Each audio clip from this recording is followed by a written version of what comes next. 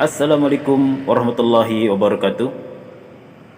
Video kali ini menceritakan mengenai Sayyidina Ali radhiyallahu anhu ketika melewati sebuah kuburan. Syekh Kumail rahmatullahi alaih bercerita, suatu hari aku berjalan bersama Sayyidina Ali radhiyallahu anhu hingga tiba di sebuah hutan. Lalu Sayyidina Ali radhiyallahu anhu mendekati sebuah kuburan sambil berkata, "Wahai penghuni kubur, wahai penghuni tempat yang sunyi, wahai yang tinggal sendirian di tempat yang menakutkan, bagaimanakah kabar dan keadaanmu?" Kemudian Sayyidina Ali radhiyallahu anhu berkata, "Adapun kabar kami di sini, hartamu telah dibagi-bagikan setelah kepergianmu, anak-anakmu pun telah menjadi yatim, dan istri-istrimu telah menikah lagi. Inilah berita kami. Ceritakanlah sedikit tentang kalian."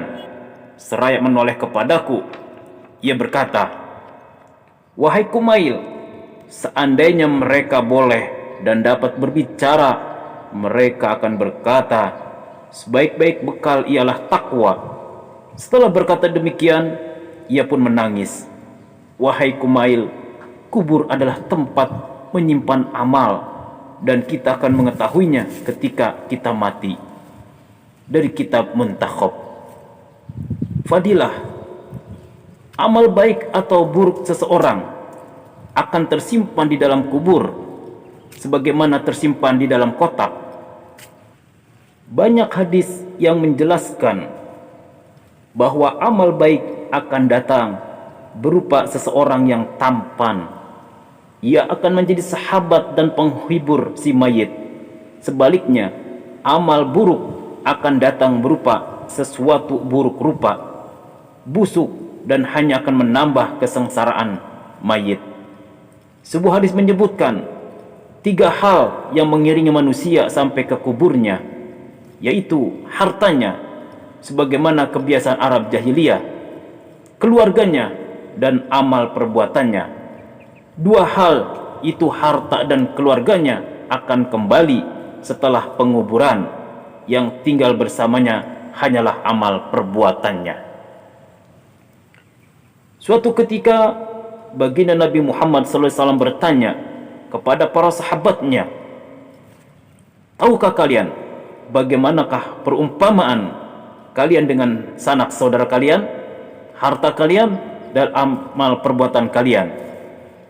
Atas keinginan para sahabat, baginda Nabi SAW pun bersabda, "Perumpamaannya bagaikan seseorang yang memiliki 3 saudara.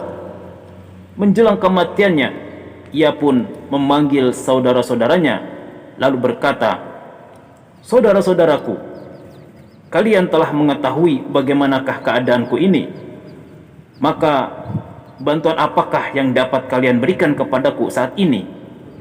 Maka saudaranya yang pertama menjawab, 'Aku akan merawatmu, aku akan mengobatimu, dan aku akan melayanimu segala keperluanmu.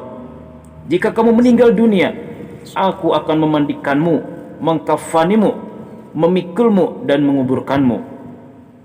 Lalu aku akan senantiasa mengingat kebaikanmu.' Baginda Nabi SAW pun bersabda, "Maka saudara seperti ini adalah sanak saudara dan keluarganya." Kemudian pertanyaan yang sama pun diajukan kepada saudaranya yang kedua. Lalu dia menjawab, "Aku akan bersamamu selama engkau masih hidup.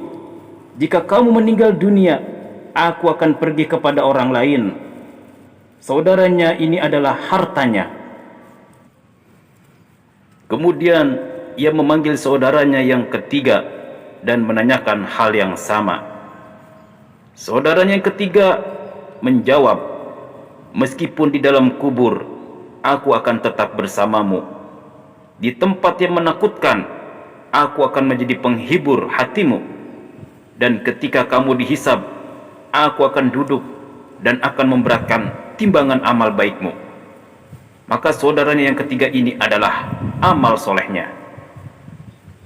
Lalu baginda Nabi SAW pun bersabda, "Kini sebutlah, manakah saudara yang memberi manfaat?"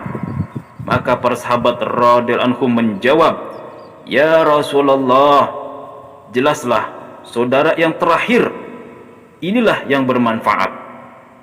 Yang pertama dan yang kedua tidak lagi bermanfaat." Dari kitab Muntakhab. Demikian sekilas mengenai kisah Sayyidina Ali radhiyallahu anhu ketika melewati sebuah kuburan. Semoga kisah ini dapat memberikan motivasi kepada kita untuk senantiasa memperbanyak amal soleh kita, agar kita punya teman dikubur di tempat yang menakutkan, di tempat yang mengerikan. Semoga bermanfaat. Subhanallah bihamdihi, subhanakallahumma wa bihamdika, asyhadu an la ilaha anta, astaghfiruka wa atubu ilaik. Wassalamualaikum warahmatullahi wabarakatuh.